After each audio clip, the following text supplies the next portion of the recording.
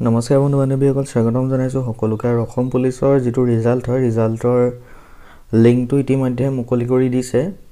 তো অসম পুলিচৰ যিখিনি ৰিজাল্ট আছিলে, টোটেল 4,904টা ভেকেঞ্চি আছিলে, কনষ্টেবল ABUB আৰু বাকী APRO তেনেকুৱা ধৰণৰ ভেকেঞ্চিখিনি আছিলে। গতিকে ৰিজাল্ট চাবৰ কাৰণে আপোনালোকৰ লিংক যিকেইটা হৈছে ইয়াতে চাব। কনষ্টেবল ABUB তো ক্লিক হিয়াৰত যাব লাগিব।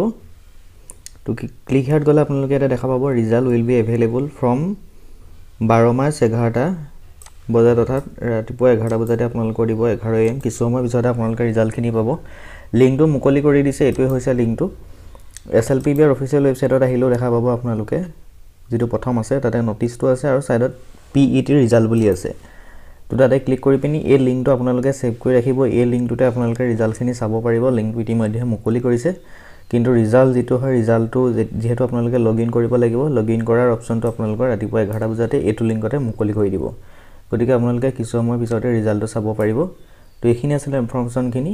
তো এতিয়ালৈ ইমানেই, ধন্যবাদ।